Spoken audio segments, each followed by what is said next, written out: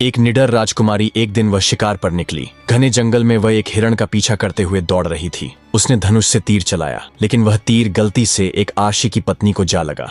तीर की चोट से आशी की पत्नी की मृत्यु हो गई। राजकुमारी इस दुर्घटना से अनजान थी। जब आशी जंगल से लौटे और उन्होंने अपनी पत्नी की दशा देखी तो उन्हें बहुत दुख हुआ। उन्होंने अपनी दिव्य दृष्टि से सारा सच जान लिया। ऋषि बहुत क्रोधित हो गए और अपने पत्नी का बदला लेने के महल जाकर उन्होंने राजकुमारी को श्राप दे दिया। जिस राजकुमारी ने मेरी पत्नी की जान ली है, फिर आशी ने ऐसा श्राप दिया कि वह अब मूर्ति बन जाएगी। देखते ही देखते राजकुमारी पत्थर की मूर्ति में बदल गई। राजा और रानी को जब इस घटना का पता चला तो वे बहुत दुखी हुए। उन्होंने अर्शी से विनती की, लेकिन अर्शी ने कहा, यह श्राप एक ही शर्त पर टूट सकता है। जिस दिन कोई राजकुमार इसे इसके रूप या सौंदर्य के बिना भी प्रेम करेगा, तभी यह जीवित होगी। राजकुमारी अब महल के बगीचे में एक सुंदर पत्थर की मूर्ति बनकर खड़ी थी। राजा ने चारों दिशाओं में संदेश भेजा, जो भी राजकुमार इस मूर्ति से सच्चा प्रेम करेगा, उससे राजकुमारी का विवाह किया जाएगा। समय बीतता गया। एक एक करके कई राज्यों से राजकुमार आए। उन्होंने मूर्ति को देखा। कोई हंसा, कोई ताना मारा, कोई मजाक उड़ाकर बोला, कौन जाने ये असल में कैसी दिखती थी, कहीं बहुत मोटी या क्रूप न हो। हम किसी मूर्ति से कैसे प्रेम करें? अगर बदसूरत निकली तो हमें तो ऐसी स्त्री चाहिए जिसे देख सकें, न कि पत्थर की यह चुप प्रतिमा। हर बार राजा को निराशा हाथ लगी। धीरे धीरे सबको लगने लगा कि राजकुमारी शायद हमेशा के लिए पत्थर बन चुकी है। समय बीतता गया और एक एक करके राजकुमार महल आने लगे। पहला राजकुमार आया। उसने मूर्ति को देखा और हंसते हुए बोला, ये तो बिल्कुल पत्थर की मूर्त है, क्या पता कैसी दिखती थी असल में। दूसरा राजकुमार बोला, अगर ये बहुत मोटी निकली तो मैं तो दुबली पतली रानी चाहता हूँ। तीसरा राजकुमार व्यंग्य से हंसते हुए कहने लगा, कहीं ये गुस्सैल या झगड़ालू ना हो, फिर तो ये मूर्ति ही बेहतर है। चौथा राजकुमार थोड़ा डरते हुए बोला, कहीं इस पर भूत प्रेत का साया तो नहीं, ऐसे श्राप की मूर्ति से कौन विवाह करेगा। पांचवा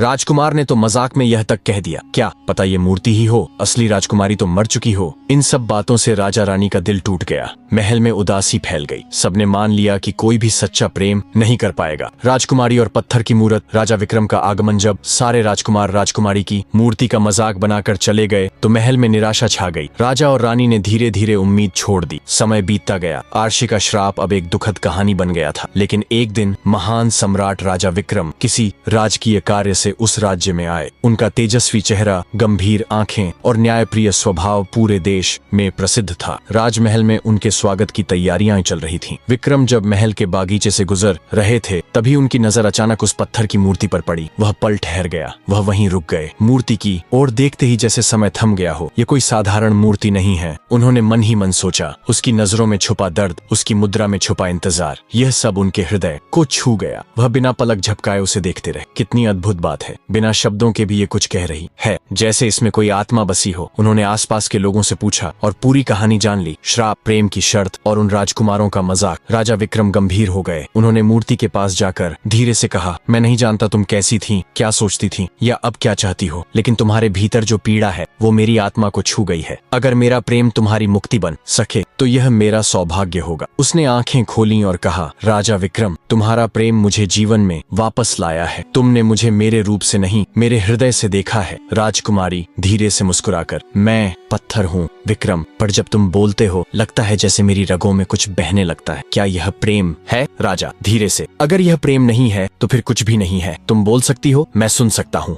और यही मेरे लिए जीवन से बड़ा वरदान है। राजकुमारी, कभी सोचती हूँ अगर मैं कभी पूरी न बन पाई तो क्या तब भी तुम यहीं रहोगे? राजा आंखों में स्थिरता लिए, तुम्हारे पूर्ण होने के लिए नहीं, मैं तुम्हारे साथ हूँ, क्योंकि तुम हो एक आत्मा जो मेरी आत्मा को पुकारती है। अगर तुम कभी भी चल न सको, मैं तुम्हें अपनी बाहों में लिए जीवन